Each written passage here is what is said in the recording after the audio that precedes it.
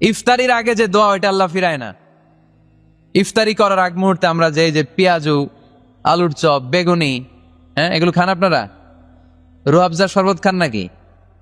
এই যে সাজায় রাখা হয় ডিজাইন করে, এইগুলো রেখে যখন দোয়া করেন এই দোয়াটা আল্লাহ শোনে খুব। আল্লাহ বলে, কিরে ফেরেশতারা ঘটনা কি, এত খাবার কেন? আল্লাহ রোজা রাখস। কি চায়? আল্লাহ ক্ষমা চায়। তো খায় না যে তৃষ্ণার, তো আল্লাহ আপনার ভয়ে। আমারা দেখছে না, আল্লাহ আপনারা দেখে নাই। জান্নাত দেখে নাই, আমার জাহান্নাম দেখেছে আল্লাহ কিন্তু জানে। তারপরে ফেরেশতাদের মুখ থেকে বের করা হবে। সুবহানাল্লাহ পড়েন। আমার জাহান্নাম দেখেছি কিনা বলো। ফেরেশতারা বলে না, জাহান্নাম দেখে নাই। আমার জান্নাত দেখেছে কিনা বলো, জান্নাতও দেখে নাই। কিছুই দেখে নাই, আপনারেও দেখে নাই। আল্লাহ এবার খুশি হয়ে যাবে। আমার খুশির জন্য আমার ভয়ে তৃষ্ণার্ত ক্ষুধার্ত সামনে খাবার হাত বাড়ালেই খেতে পারে, গ্লাসটা তুললেই পান করতে পারে, আমার ভয়ে খায় না। আমার ক্ষমা চায়, আমার কাছে ক্ষমা প্রার্থনা করে।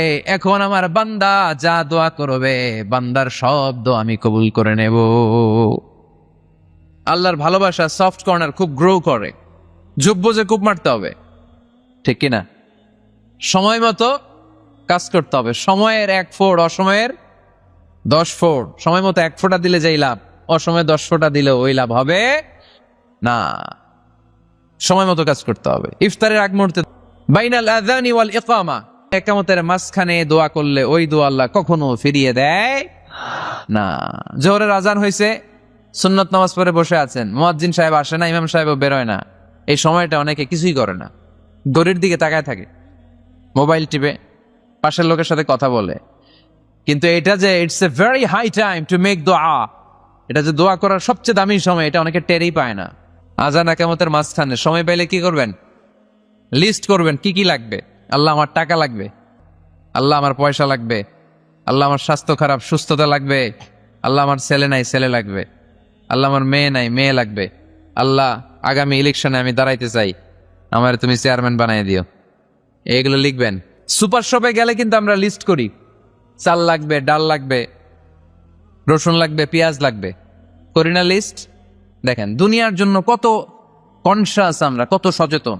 কিন্তু আল্লাহর কাছে কি চাওয়া লাগবে ওইটা নিয়ে টেনশন নাই, লিস্ট করবেন আর চাবেন। এরপর আল্লাহর হাবিব বললেন, দুবুরাস সালাওয়াতিল মাকতুবা, প্রত্যেক ফরজ সালাতের পরে আমরা যে আল্লাহর কাছে দোয়া করি, ওই দোয়া কবুল করে কে? তাসবিহ পড়বেন আগে, এরপরে দোয়া। ওইটা আমাদের দেশে যেটা, ওইটা না। আসসালামু আলাইকুম রাহমাতুল্লাহ, আসসালামু আলাইকুম রাহমাতুল্লাহ, আল্লাহুম্মা আমিন ইয়া আরহামার রাহিমিন। আছে না এরকম একটা দোয়া?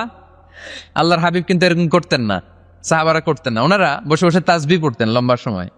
তাসবিহ পড়ে এরপরে দোয়া করেন, কবুল হবে। আয়াতুল কুরসি পড়বেন, কবুল করে নেবে কে? মান ক্বারা আয়াতুল কুরসি দুবুরা কুল্লি সালাওয়াতিন মাকতুবা লাম ইয়ামনাহু মিন দুখুলিল জান্নাতি ইল্লাল মাউত। প্রত্যেক ফরজ সালাতের পরে যে একবার করে আয়াতুল কুরসি পড়ে, তার জান্নাতে ঢোকার ক্ষেত্রে আর কোনো বাধা নাই। একটা জিনিস ছাড়া, মরণ। মরে না তাই জান্নাতে যায় না, মরলেই জান্নাতি। ইয়া রাহিম, ইয়া গফুর, ইয়া গফফার, ইয়া সত্তার, ইয়া জব্বার। দোয়ার শুরুতে এই নামগুলো ধরে ধরে যদি আবেগ নিয়ে, ভালোবাসা নিয়ে আল্লাহরে ডাকেন, দোয়া কবুল করে নিবে কে? এই দোয়ার মাঝখানে যদি 1 ফোঁটা চোখের পানি ফেলতে পারেন, কবুল হবে? কবুল করবে কে? চোখের পানি ফেলবার চেষ্টা করবেন। নিজেকে যত ছোট করে আল্লাহর কাছে উপস্থাপন করা যায়, যত ছোট করা যায় নিজেকে। আল্লাহর হাবিব সাল্লাল্লাহু আলাইহি ওয়াসাল্লাম মহাবিশ্বের শ্রেষ্ঠতম মানুষ, তিনি দোয়ার সময় আল্লাহরে বলতেন, আল্লাহুম্মা ইন্নী আবদুক, আল্লাহ আমি আপনার দাস, আমি আপনার গোলাম। ওয়াবনু আবদিক, গোলামের ঘরের গোলাম। ওয়াবনু আমাতিক, দাসীর ঘরের গোলাম, বান্দির ঘরের গোলাম। আমার বাবা আব্দুল্লাহ আপনার গোলাম, আমার মা আমেনা আপনার দাসী। সুবহানাল্লাহ পড়বেন না? কিভাবে নিজেকে ছোট করতে হয় আল্লাহর হাবিব সাল্লাল্লাহু আলাইহি ওয়াসাল্লাম ছোট করতেন। গুনার কথাগুলো স্মরণ করবেন, আল্লাহরে বলবেন, আল্লাহ আমি ছাড়া তোমার অনেক বান্দা আছে, কিন্তু তুমি ছাড়া আমার আর কেউ নাই, ঠিক কিনা? এইভাবে যত ছোট করে নিজেকে উপস্থাপন করা যায় দোয়াতে, এই দোয়া কবুল করে নেবে কে? এরপরে সম্মিলিত যদি দোয়া হয়, যিনি দোয়া করবেন তার প্রতিটা দোয়ার পরে আমিন বলা সুন্নাহ। যদি কেউ দোয়া করে রব্বানা আতিনা ফিদ দুনিয়া হাসানাহ ওয়া ফিল আখিরাতি হাসানাহ ওয়া কিনা আযাবান নার, তখন সবাই কি বলবেন? এই পদ্ধতিতে যদি আপনি দোয়া করেন, আল্লাহর কাছে প্রার্থনা করেন আর ফরিয়াদ করেন, আপনার দোয়া কবুল করবে কে? যখনই দোয়া করেন আপনার ডাকগুলো শোনে কে? তারপরেও বিশেষ কিছু সময় আছে, বিশেষ কিছু মুহূর্ত আছে, ওই মুহূর্তগুলোতে দোয়া করলে দোয়া কবুল করে কে? এর মধ্যে একটা মুহূর্ত হলো তাহাজ্জুদের মুহূর্ত। কিসের মুহূর্ত? তাহাজ্জুদ পড়েন তো আপনারা? হ্যাঁ, এখন আওয়াজ নাই গলায়। পড়ি? ফজরের নামাজই পড়তে পারি না হুজুর, তাহাজ্জুদ কেমনে পড়বো? ومن الليل فتهجد به نافلة لك عسى أن يبعثك ربك مقاما محمودا। এটা এমন নামাজ, এই নামাজের পরে দোয়া করলে কবুল করবে কে? ওই মুহূর্তে আল্লাহ প্রথম আকাশে মনোনিবেশ করেন, ডাকতে থাকে, কার কি লাগবে চাও?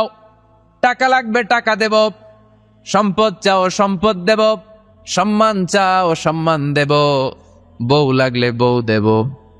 আছে না নাই? লাগবে না? এদিকে তো বেশিরভাগ অবিবাহিত মনে হচ্ছে। বিয়ে করো নাই কারা কারা দেখি? পাইছে, সবার তো বউ লাগবে দেখা যায়। আল্লাহর কাছে চাইবা, দিবে কে? দেয়ার মালিক কে? মনের বাসনা পূরণ করে কে? ওই আল্লাহর কাছে যেন আমরা চাই। বিয়ের কথা শুনলে সব সজাগ, আর গমে ধরে না। এখন সজাগ জাতি, চাইতে হয়। যুবক ভাইরা, চাইতে হবে আল্লাহর কাছে। নেককার স্ত্রী চাইতে হয়, নেককার সন্তান চাইতে হয়। তাহাজ্জুদের সালাতে যেন আল্লাহর আমরা বলতে পারি, আল্লাহ এমন জীবন সঙ্গিনী দাও, রূপবতী, গুণবতী, নেককার, যার সাথে দুনিয়াতেও থাকবো জান্নাতেও থাকবো। ঠিক কিনা? এই দাম্পত্য জীবন কি শুধু দুনিয়ায়? আমার স্ত্রী আমার সাথে জান্নাতে যাক, আমি চাই কি চাই না? মুমিনরা দুনিয়াতেও একসাথে, জান্নাতেও একসাথে। ঠিক কিনা? তাহাজ্জুদের দোয়া আল্লাহ ফিরায় না। এরপর আল্লাহর হাবিব বললেন, বৃষ্টির নিচে দাঁড়িয়ে দোয়া করো। বৃষ্টি যখন পড়ে, বৃষ্টির নিচে দাঁড়িয়ে আপনি দোয়া করবেন, দোয়া কবুল করবে কে? আবার নামাজের মধ্যে 3 জায়গায় দোয়া কবুল হয়। নামাজের শুরুতে, সেজদায় পড়ে, সালাম ফিরানোর আগে। বিশ্বনবী রমাদান আল মুবারক আসার 2 মাস আগ থেকে প্রস্তুতি নিতেন। বিশ্বনবী দোয়া করতে শুরু করতেন রজব মাস থেকে, আর আল্লাহর কাছে বলতেন, আল্লাহুম্মা বারিক লানা ফি রজব ওয়া শাবান ওয়া বাল্লিগনা রমাদান। রজব শাবানে বরকতে দাও, রমজান মাসে গুনাহ ঝরাও। সপ্তাহ জুড়ে তুমি বরকতে দাও, জুমার দিনেতে গুনাহ ঝরাও। রজব শাবানে বরকতে দাও, রমজান মাসে গুনাহ ঝরাও। চিল্লায় পড়েন আমিন। রমজান আসার 2 মাস আগে বিশ্বনবী রজব মাস থেকে রমজানের প্রস্তুতি নিতেন। আল্লাহু আকবার। আর পড়তেন, আল্লাহুম্মা বারিক লানা ফি রজব ওয়া শাবান। ও আল্লাহ, রজব আর শাবান মাসে আপনি বরকত দেন। ওয়া বাল্লিগনা রমাদান, রমজান মাসে পৌঁছে দেন। এখন যে মাসটা চলতেছে এটা কি মাস?